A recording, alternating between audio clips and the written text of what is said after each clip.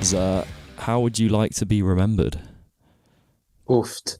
Okay, so how I would like to be remembered, it's not even what people would remember me by, it would be what my actions would be remembered by, I guess. So it's not I want to be remembered as being someone who created a cultural change and was someone who basically gave other people a space to be themselves in a way that is as big as it could possibly be. I'm not doing music for any personal gain, any egotistical gain, any monetary gain. Because if I was doing that, I would be probably a banker or something. So what I want to do is, yeah, basically create a cultural change, be a voice for the people who feel they don't have one. I've always done that, and yeah, just show that people from places which don't normally create, I guess, people who are known worldwide, as in I'm from the north, from Bolton of all places. I'm mixed race as well, so that's not a normal thing. So I want to be, yeah, just a voice for people who feel like they don't have one, and to remembered for, yeah, giving people that chance to kind of get out of their hometown and show that it's possible to, yeah, to be someone of color, to make it in an industry that doesn't have many people of color in it. Yeah, I remember. What was I going to say? I had a really good question, and then you said some more things, and then you threw. I'm going to blame you for throwing my question off. Sorry. No, sorry. What I was going to say was, it kind of, you sort of half explained it to an extent, but that sort of finding a place or giving people a place to sort of express themselves and just to exist, generally speaking. Does that kind of come from a place of wanting to find that space yourself, you know, growing up and sort of, you know, discovering music and kind of culture and all of this stuff? Does that kind of, were you maybe searching for that sort of as you were growing up, that kind of space to express yourself, be yourself creatively? Definitely, because when I was growing up, I was very much a person who didn't find making friends very easy. I being in school and all that, I was very much one of the only people who listened to rock or metal or anything like that. And didn't help I was bullied, but it was, yeah, I just wanted to always find something where I could, you know, be myself, because I couldn't really be myself when I was younger. And moving into the music world, everything that I was doing when I was younger, trying to grow in that world, it was always to be someone different, because I didn't want to. I've always been different than the people I've been around. Just in my color in general, like you know, being from having a white dad and a black mum, I don't fit in many places. So being able to kind of create somewhere where other people like me can feel that they can be in that space has been something I've always searched for. And yeah, I've never, when I was growing up, just trying to think about, yeah, I would be in my room. I would just literally sit there and play drums, because drums was the space. Drums was the place where thoughts didn't enter my head. I was just on those drums. And then as I moved into joining bands and doing that type of thing, that kind of thought process of, you know, I want to be doing something where I don't have to think about the wider world. That was always the intention. Yeah, I know escapism is a big That's the thing. word. Yeah, that's a great word. Yeah, it's kind of something that a lot of artists sort of, I guess, find in their pursuit of these kind of sort of creative outlets. When you sort of, so drums is kind of where you started, right, in terms sort of musically. And I know, because when did we last speak? It's about a year ago. A year ago, yeah. A lot's changed since then. Yeah, Crazy. yeah. I've got some questions, but what's your? I think I can't remember if I did ask you, but the sort of changing from someone that's more, I guess, literally at the back of the stage, to someone that's at the front of it. I can't remember if I asked you about that process, but particularly, how have you kind of changed as a person through being in this sort of frontman role over the last year or so in particular? Because that's it's quite an exposing thing, being right at the front there. Yeah, it is. Yeah, and it was a crazy change for myself, because I guess I used the drums to escape, and I was behind something, and this was how I felt when I was growing up. I didn't, I felt like I didn't have the space to shine, so I'd hide behind the drums, and they would be my way to escape. And people didn't have to see me fully; they just saw half of me, and they saw me do my thing. And drums was kind of my home. But then, as I've grown up and I've learned who I am as a person, I've learned what I believe, and I've learned that other people's opinions don't have to control who I am. I know who I am. I didn't know who I was, probably the whole of my life, moving up to probably around a year and a half now. Becoming a vocalist has it's not been like, oh, you've just changed instrument. Mindset has changed, lifestyle has changed, and during that period, probably moving to the front has been the best thing that's happened to me in terms of my musical endeavors, because it's allowed me to really know who I am. As a frontman, there's nowhere to hide. You can't hide behind the guitar. You can't hide behind any movement. You can't hide behind, drum sounds. It's your voice and it's your words, and you can't hide behind it via the internet or anything. You're there, and everything you say, is there into the open. And that change was massive, knowing that I could control what I wanted to say. A backing track or a click track couldn't mess up my day, because all I was controlling was my voice. So yeah, it's been a great experience, and something that has always been within me. Like, I've always sung since I was young. Like, I've always been a singing drummer. Funny story. I won a talent competition back in the day when I was like 8 for singing and playing drums. And it's for singing the Tokyo Hotel song, like when I was like 10 or something. So singing and drumming has always been there, but I've never had the strength to be able to go to the front. And when the old band ended, I was like, I need a cultural change. I need a psychological change. I need a change I just want to change everything. So going to the front and then being the person people can look to instead of hiding behind, say, a drum kit, was something that I needed to do, and something that I thought was the best thing to do in my life. And yeah, best change I've ever made. I can definitely resonate with that sort of feeling of like forcing yourself into possibly uncomfortable positions to try and sort of bring out the best in yourself. That's something that's one thing I've learned so much about, is to get over your worries, your qualms, anything like that. You have to put yourself in that situation to be able to leave that situation behind you. Because I've been a very anxious person in my life, and I know what I'm saying, it doesn't work for everyone, but anxiety was something that I didn't understand when I was younger, and I fully understand now.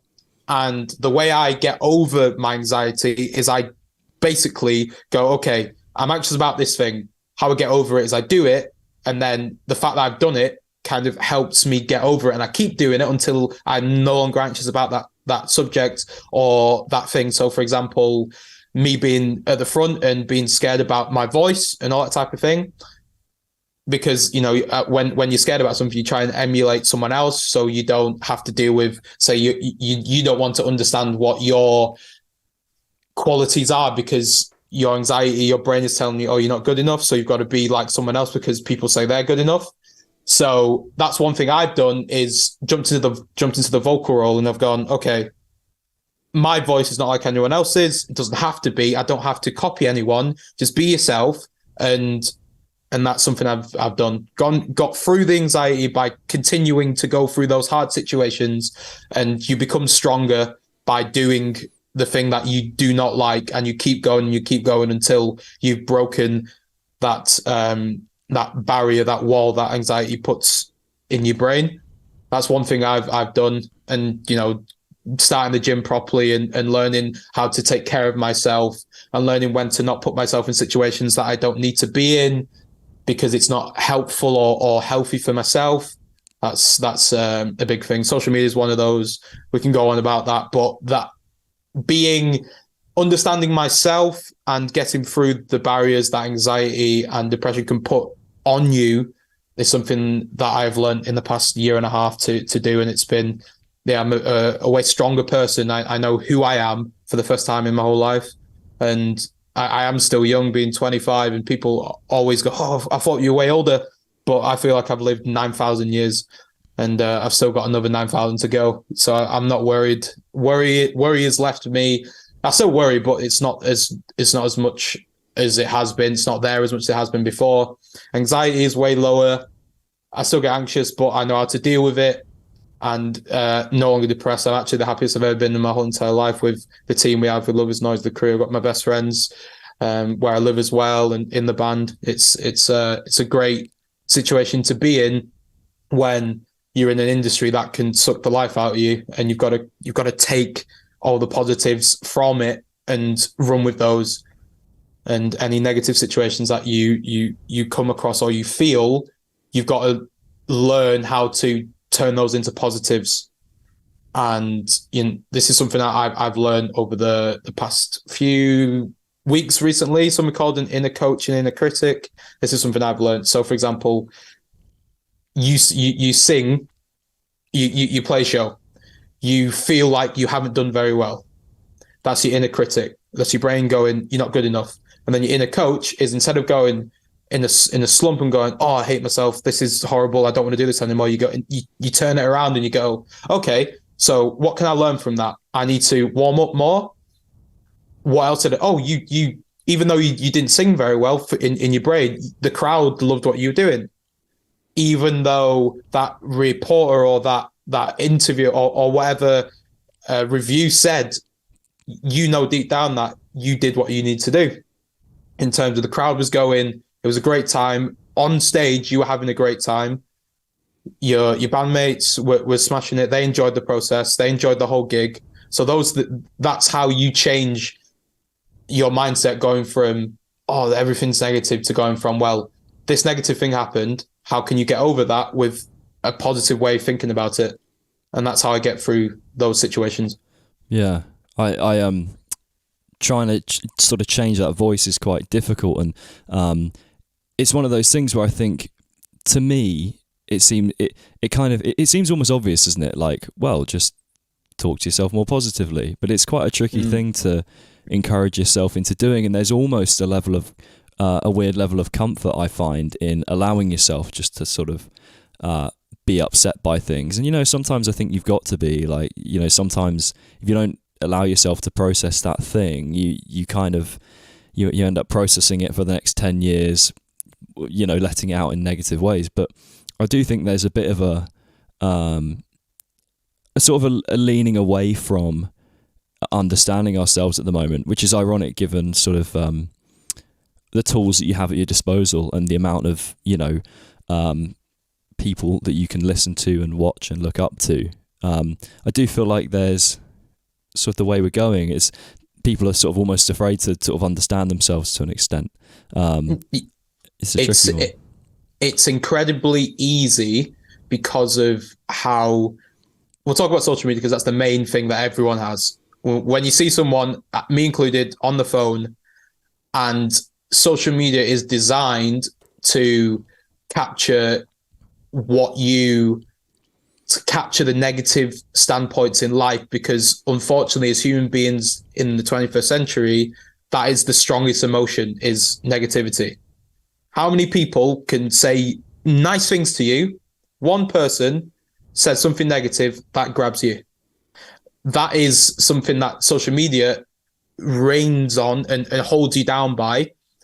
And it's not easy to get out of that, because it's so normalized to, be negative. Oh, especially in rock and in the music world, why are they changing their sound? One is the number thing you see all the time. Why is no one on? Why is this download lineup not what I want it to be? The first emotion that people think is to be negative because it's easy. Because society, mainstream society, and most of the things we see all the time, they don't want you to become better because their systems become invalid.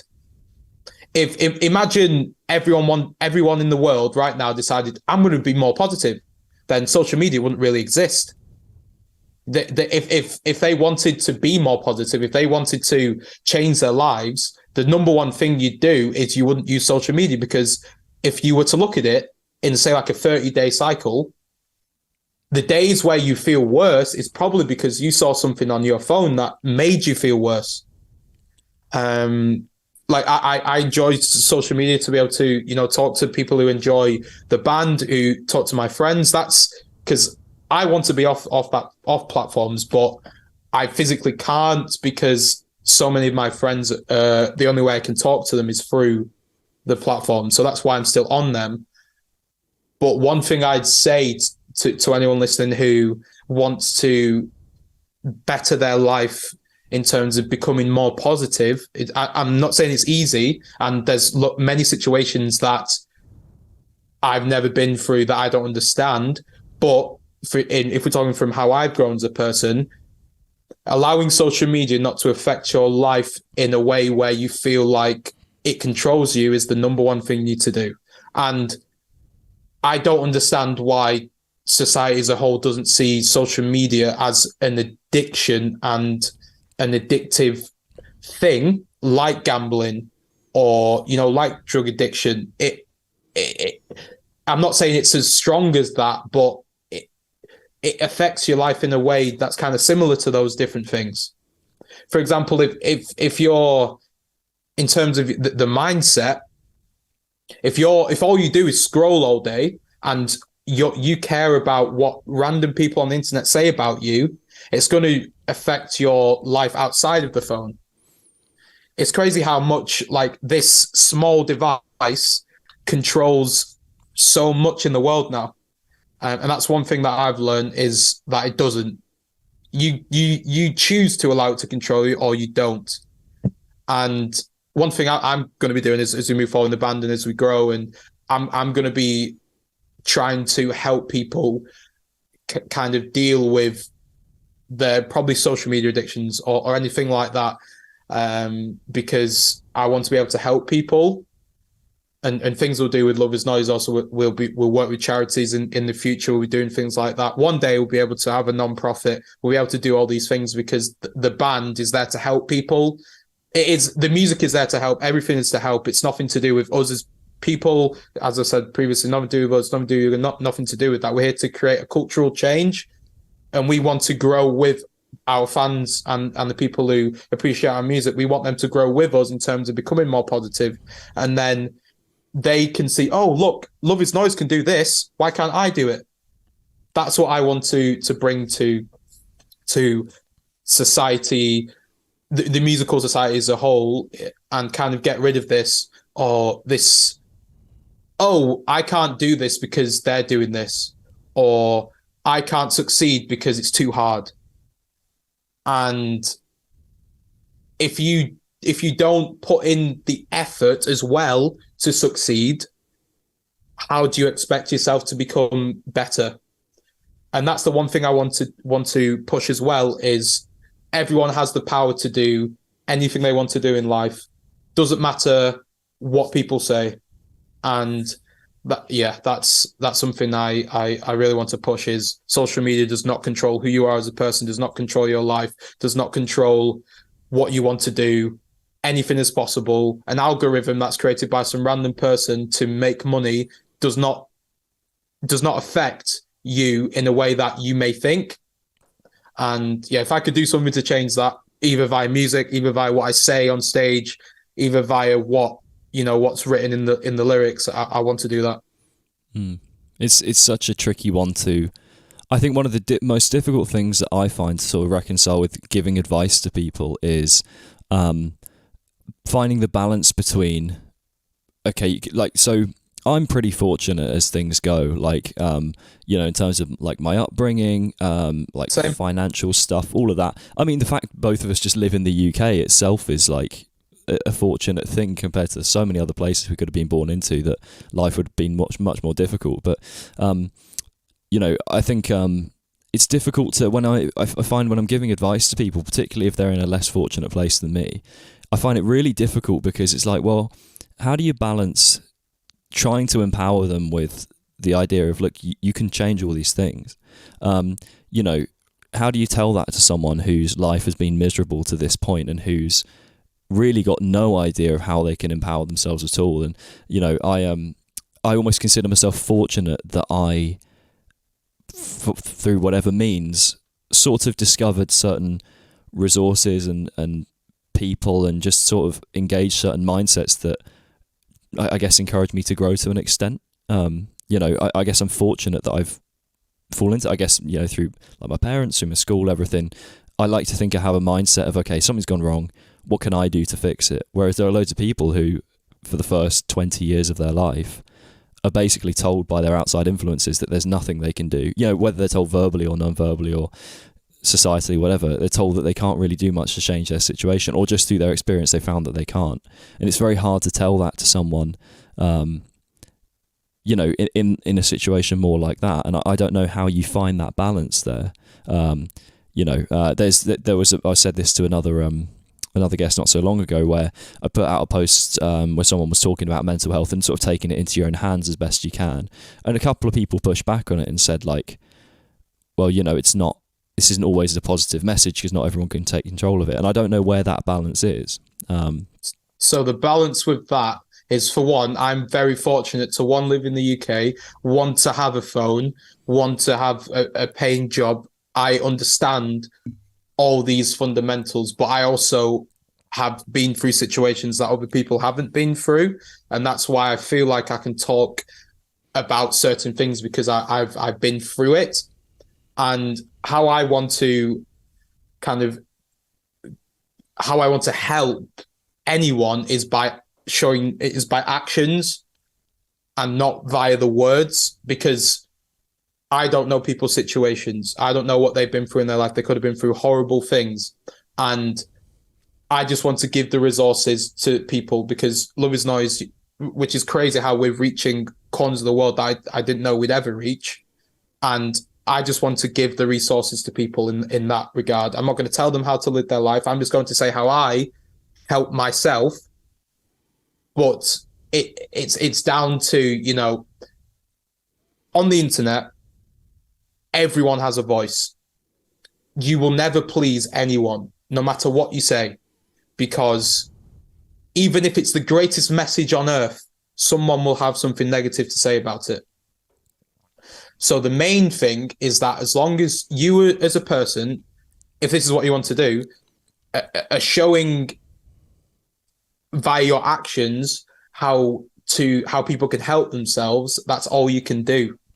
So, for example, there might be some people who don't appreciate that I believe that you can get through your issues. David Goggins is one of them, right? If you listen to his story, it's incredible. You don't have to go as extreme as that, because he is he can, in terms of how hard he goes, it's superhuman, and you don't have to go that hard. But how he grew up and got through it, there is possibilities there where you can listen to stories like that and find power and strength through that, because there are people out there who have got through their struggles and have made themselves and have put themselves in a better position. I know it's not as easy as that, but you have to start with yourself. And society wants you to basically not help yourself. That's why the algorithms are there, to show you the things that you can't have. You feel like you can't have. Oh, look at this guy, he's got everything. Oh, I'm never going to have that, but I'll just look at this guy because I want that. But and then you keep scrolling, and then you realize an hour's gone where you could have been learning something else to benefit yourself. Like, I'm not saying don't have your time to chill. I play games. I do all this, but I wish society as a whole would, push for people to grow in different areas instead of, wasting their time on social media. But as a musician, I could go, well, thank you for being on social media because you're giving me a platform to be able to, to grow. And if I was that type to make money, and then you could go on all about the meet and greets, and we could go on about that conversation if we wanted to. But the best music, I know we're going to tangent here, but we're going to move. Music, So good. the best music that has been created by people who have done it for the love of creating music and have created a cultural change. The likes of, even if they're from a privileged position or not, music is music. David Bowie, 1. Radiohead, 2. Black Sabbath, 3. I'm just talking in general, the 1975. These are just some of the artists that I've been looking at where they've done things that the wider world thought, you can't do that. Why are you doing that? And this is what I want to do musically with Love Is Noise, and Tom does and Ed does, is we want to be able to release whatever music we want because it comes from the heart and it comes from us. The best music that I've listened to has been music that has never stuck to a formula, that has never stuck to a 5-year time period, and then after that period is gone, no one talks about them. The best is subjective, obviously, but to me, my favorite musical outlets have been artists that have created cultural changes that have lasted the dawn of time. David Bowie, and most recently, Matt Healy, 1975. Getting the number 1 record with an album that is music. It's not generic or formulated to hit a DSP, or we want to have this song 3 minutes so we can get it on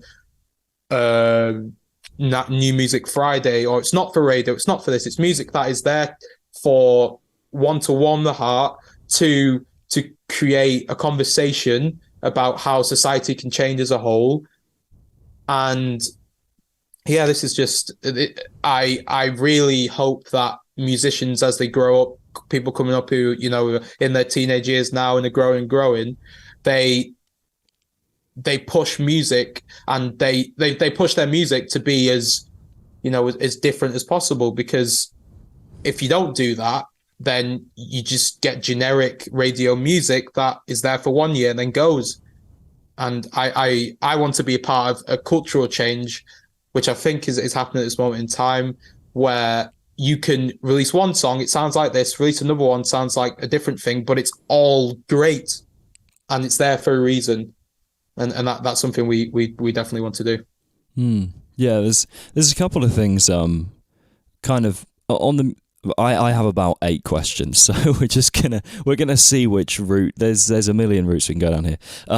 But something that I really wanted to sort of relay that I heard the other day was this idea that just because something is I can't remember who said this now, I feel a bit bad, but the idea that just because something is hard to get, we associate that with it being valuable. So like, a supercar, or like being a Premier League footballer, or I don't know, gold or whatever. Yeah, or as a man, like chasing loads of women around, all this kind of stuff, like it's all these things that kind of stereotypically, are associated as like hard to achieve. It doesn't necessarily mean they're good, No. Like, to me, the most valuable thing is your mind, because that's something that can't be taken away from you, something that you can't earn. Well, you can earn a mindset which is strong and powerful, but the strongest thing is the mind, and people forget that. The greatest minds in the world who created things that have changed society for the future. But as like anything, there's the greatest minds that have destroyed society and created things that have destroyed the world. So it's subjective, of course, and with society, with social media and almost everything being fabricated. Like, for example, there was a point in time in life where you didn't need a photographer on tour all the time. But I love that that's the thing, because that is more, that's one, giving way more photographers the chance to shine and the chance to create their, create their art and go on tour way more than it used to be. Because I'm pretty sure being a photographer when social media wasn't a thing was quite a very niche place, and only certain people could be in it. So I'm glad that's a thing. And then, with bands now, there used to be this color thing that people had to do. There was this, that, and you don't have to do any of that. What someone says in terms of, oh, there's this car that I want, there's this money that I want, all that stuff, that doesn't make you a person. That makes you this shell that you put around yourself that's there for social media.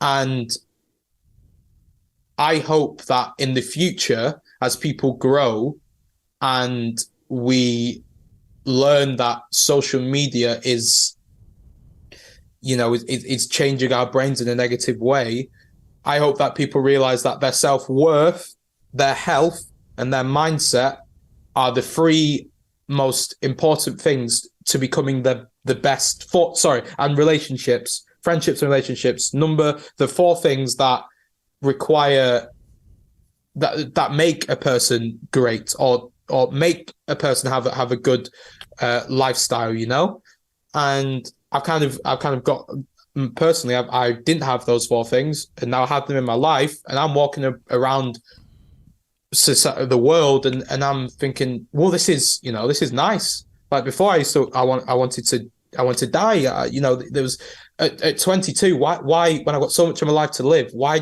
do I want to end it? It's and that side of social media people don't talk about enough. That all this information, all this noise that impacts our psyche, impacts our thoughts. There needs to be a way, I don't know whatever this will be, but there needs to be a way where we can let go of that. And the only way you can let go of that, in my opinion, that I've learned, is taking a break from it. So, for example, when we go to the studio, I will be off my phone. I won't be checking it. I'll be in the zone, and I'll be enjoying the process of being present with my friends and creating art in a way which is completely not driven by social media, not driven by the fact, oh, I have to Instagram this because people need to see what I'm doing. People need to see what I'm doing all the time. Oh, because I know people care what I'm doing. I've seen that. And I appreciate it. And I'm glad that people enjoy the art that we create, because without those people, we wouldn't be able to do what we're doing. And that there wouldn't be a real reason to do it in the extent we're doing it. If we're creating art for ourselves, one, we wouldn't probably spend as much as we do. Two, we wouldn't play shows. Three, we wouldn't put the effort into everything else. We just get into a practice room and just jam, like our dads do or whatever. So that's something that I believe is key. Just more people need to just get into a room and just play music for the sake of playing music, and don't care about how many likes you get, how many Spotify playlists. People nowadays think if their song doesn't get a Spotify playlist, it's a shit song. That's not the case. Anything that social media tells you, anything that social media believes is, if you believe that social media dictates what is good in your life, then you really need to have a look and think, okay, how many people on your social media could you count on your fingers that would turn up to your wedding? And that is one thing I've thought about for a while. And probably 99% of people will go, I couldn't fit it on my hands. People you would think as proper mates.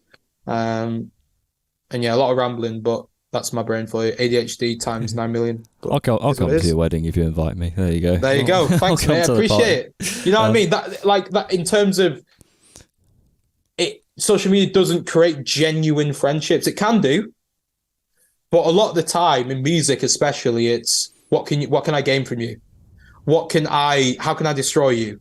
How can I not like what you're doing? Most people want to not like what someone's doing than like it, even if it's good. And I'm already seeing it on some, on some reviews and things like that. It's like, you don't have to be negative. If you don't like it, just don't write about us. Just write about the other bands. Like, and journalism in general, if I go into this, like, the news negative completely all the time, all you see is negative because that's what gets clicks. On YouTube, stuff like, the headlines are all negative. And I click them. I'm like, bloody hell, why do I want to listen to some guy moaning about a game? I just want to play the game and enjoy it. That's why I had to go off Call of Duty, because I hated it, because it was just negative. And yeah, I'm not saying take away all the negativity in your life, because when you have negative situations, that's what helps you grow. If you have one side, one tribe, one narrative all the time, you're not going to know you're just going to know one thing, and you need to have various opinions. And having a negative opinion is fine, but society is driven by negativity, and it doesn't need to be. If the world was more positive and there was more love and people showed more passion to people, and people didn't, and bullying was way lower, and racism wasn't a thing, and people appreciate people for who they are, you would have so much more. There would be so much more advances in the world. People would be happier. Obviously, it can't be like, but in an ideal world, that's what we need to be. And especially in music, there needs to be more love for one another. And it's not a competition. At the end of the day, if you have 1,000 followers on Instagram, I don't care. If you have 10,000, I don't care. If you have 100,000, I don't care. As long as you're a nice person and you're nice to me and I'm nice to you, that's all I care about. I used to care about all that shit. I used to care about blue tick. Ooh, blue tick, I need it. Ooh, I need to show that I'm this and that. I don't need to show anyone anything. If they don't like the tunes they release, don't listen. If you don't like me, it's fine. I know who I am. I literally do not care about any negative opinions that people have towards me that aren't based on anything. And it's just, people can be negative. That's fine. I that's your life. That's what you're living. But over here in Love Is Noise world, we're trying to give people that positive energy. We're trying to create a platform for people of color, for people who, the LGBTQ community, like everything in terms of people who aren't represented in the world. We want to be able to allow them to come to our shows and be like, okay, just everyone's the same. Anyone who speaks to me, you're the same as me. We are all friends here. And society and the internet, as I go to there again, wants to create this divide because that sells, that creates clicks. If the world wasn't so divided, it would be such a more blissful place. But that's the human psyche, and we can't really do anything about it. But I'm going to try. The band's going to try. And that cultural change that I'm talking about is what we want to do. I'm going to do it in the music. I am not going to write about negative situations.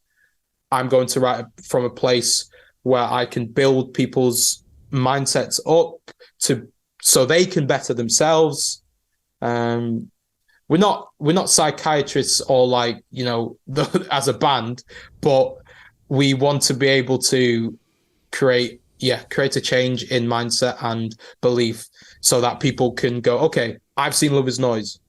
I can do what they're doing. Let's go do it. And I'll be like, come on, I'll get on tour with us. That's how it is. We want to build everyone up. We want to create this new way of believing in this new culture in music, especially.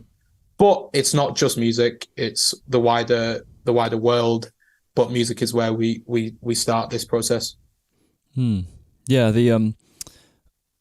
I think the way the industry is shaped as well, it very much feels like it's become a reflection of a lot of the things you've been talking about. I mean, the music industry is probably the same for a lot of others, but it does definitely feels like there's sort of a funnel and a process that you have to follow, to try and find success as a band nowadays. And what have been maybe the trickier, the sort of the harder things to deal with in terms of, and this might be practical advice for anyone out there that is trying to get a band going and get past that kind of initial roadblock that is starting a band and getting it out there.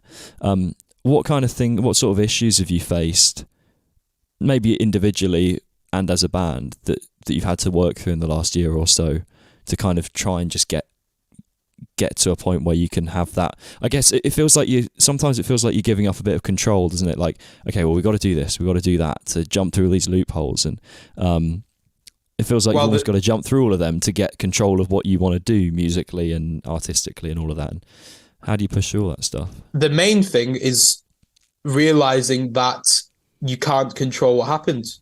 You can't control who listens to your music. You can't control how people feel. You can't control who likes it. And you don't want to work with people who like your music because it's you. You want people to like your music because they like the music. You want to be able to create a band that is based around the music and not about the members in the band, because you want your music to stand the test of time. It'd be great if you stand the test of time, but you won't know that. You'll be dead. Like, you know what I mean? You want your voice and your lyrics and what you want to create in the world to stand the test of time. And that's one thing that we learned, is that we don't have control over what we do. If a Spotify playlist wants to put us on, they put us on. If they don't, they don't. Why worry about that? Working with people who have the same core values in terms of positive, doesn't have to be positive all the time, but want to create a cultural change. You don't have to do that. If you don't want to do that, if you just want to write music about eating toast, do that. That's what you want to do. But for me, it was people who care, people who, are nice and caring and want the best for everyone that they're around. Having the vibe of the band being great, and if you're in a van with 8 people at a time, 9 people at a time, you've got to have it's got to be the nicest area, because it's not easy at all. Like, touring is one of the hardest things, and if you have a disjointed group, you're not going anywhere, and I know that. So it's, to be fair, it's because we care about the music so much. People have seen that and they've jumped on that. We haven't forced that on anyone. We haven't forced a band on anyone. We haven't gone, hey, 100 grand on Facebook adverts, 100 grand on Instagram adverts. We're gonna throw this at you. Here we go. We're gonna non-stop batter you until you like it. It's not the case with us. We're here to gain the respect of people and earn it in a way which allows us to have the longevity.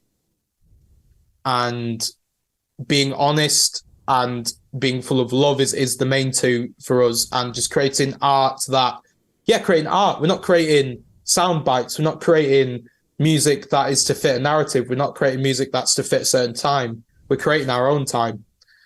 So yeah, if I was to say what are the things you should do as a band at the beginning, one, be great live. But I'd also say just keep playing, just get as many gigs as you want. Don't worry about, you have to have this, don't worry about that. If you're starting out, just play. 2,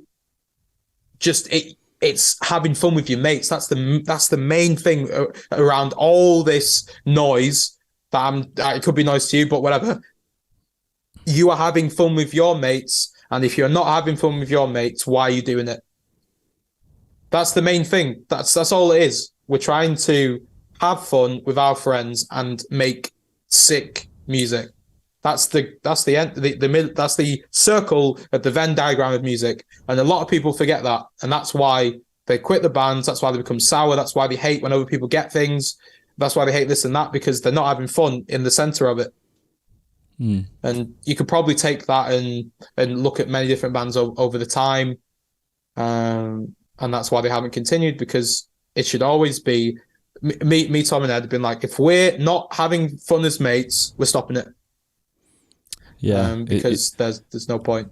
It's so easy to something I've talked about a bit is just how there's this obsession with like measurable things nowadays. Like you have to be able to measure everything, and you can't really measure fun with mates. You know, you can measure followers and you can measure streams and money, but you can't really measure hours of fun and enjoyment and like mental stimulation. What's the point in having 100 grand, 200 grand, 300 grand, selling out all these shows if when you play the shows you have the worst time of your life? That money can go at any time. Friendship never leaves. Proper friendship never goes, never dies. And when you're like 25 up to 90, that friendship will still be there if it's real. It can have its blips in between there, whatever. But yeah, money, if you do music for money, that's you. It's fine, you do you. But yeah, that won't last. And that is shown throughout the whole of the musical era. And yeah, is what it is in terms of that.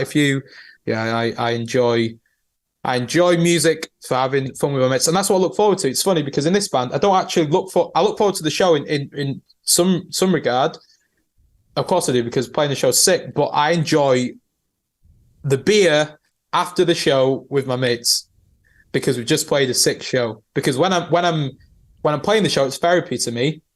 So I don't think about anything. And then when I'm off stage, speaking to everyone who's enjoyed and, you know, spent their money, bought merch, which we appreciate more than anything in the entire world. This band doesn't exist without the fans, and this band is for the fans. So, yeah, friendship with your mates, man. You don't have to overcomplicate it with everything I'm saying. Just friendship with your mates. If it's there, as Matt Healy said, that's all it is. And if it's not there, then sack it off. Yeah, I have to. I normally find Matt Healy to be somewhat intolerable, but if that's what he says, I can get behind that one. So Matt Healy, in terms of back in the day, fair enough. That's what a lot of people said. If you listen to the Zane Lowe interview that he did, and there's another one he did with a Canadian podcast host, honestly, go listen to him. I don't have to say what he's saying. Man's saying the truth, to me anyway. Yeah, I probably, irony of the whole conversation is I probably just heard the worst bits. Yeah, from internet, there we go. So, you know, fair enough. I will give him a second chance if I encounter if I see another negative thing. I'll be like, okay, maybe listen to the Zane Lowe interview, and you'll be able. Yeah, it's incredible. And a dude from the north, a dude from also a town outside of Manchester, like myself, who's never felt like they fit anywhere, and then. You know, the craziest thing is a dude from Bolton going all the way to London and playing, you know, packed out rooms, like going on the Stacey guitar and playing 600 people, 800 people, going to Manchester and playing crazy. And just playing, it could be one person, could be a million people playing shows with your mates, all that matters. Yeah. I think I remember over the last year or so, I sort of somewhat neglected to keep in contact with certain people. You know, sometimes this stuff just happens, and then all of the good friends that I actually then made the effort to reach out to again, and I kind of said to them, like, oh, sorry, I've not really sort of, you know, kept in contact, and like all of my good friends that I considered good friends, that we talk now, you know, that nothing like really changed that, you know, and now I have friends that I see quite regularly that I really didn't see much of at all in the last year or so. And I think you're right about kind of maintaining that. It's so, like I said, it's so easy to get your head, sort of bury your head in the sand and look at all the numbers and things. And I think trying to move away from that is important. Something I don't know if you do anything in the way of like journaling or like sort of, you know, getting your thoughts on paper and that stuff. But it occurred to me the other day that like what I do is I sit at the end of the day and I'll write like, what have I done today? Like, what am I happy that I've done today? What am I grateful for? All that kind of stuff, you know. And then I'll write a bit of like free, I guess, what I'm thinking now, what I think, just like not for good or bad, just what I think about, what I'm thinking about, what I've been thinking about during the day.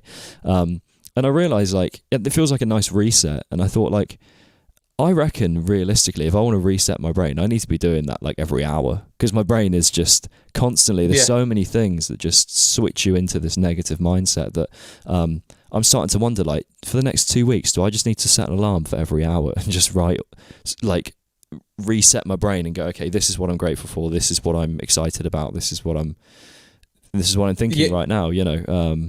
For that kind of thing, my brain, unfortunately, ADHD times a million, so I physically can't sit there and write down, you know, what I'm thinking.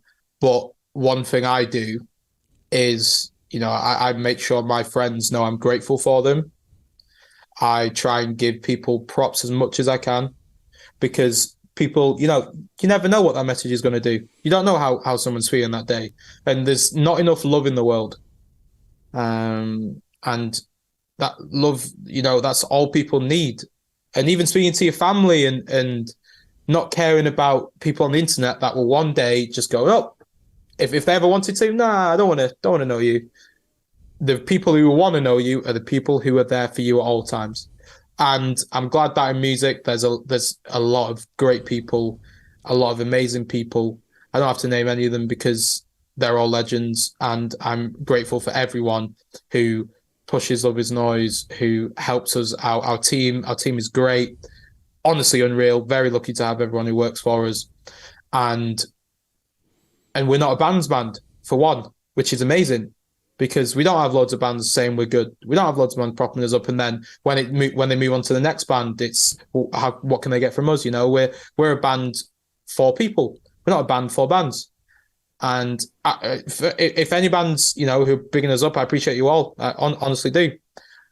And I big up loads of people all the time, just because I want to do it, not because I feel like we have to do it because it's part of how we move up in the scene, all that type of thing. But yeah, that's what it is. One thing, I've got to go. It's all good, because I only had an hour, which is a pain. I'm sorry. It's all good. I was about to wrap things up anyway, so you're all good. There you go, easy. I just quickly need a question for the next guest and an artist you'd like to promote to the world. Sound. So, question. Let me think quick. My question for the next artist who's coming on this will be, what do you think about... Oh, no, I'm trying to... Sorry, my brain, I've got so much. This happens all the time, don't worry. This happened to the last one. I need to have like elevator music that I can cue when people start thinking about. Okay, question. How do you think society will change when social media one day doesn't become the powerhouse that it is?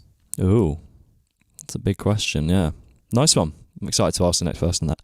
I'm not obsessed with hating social media.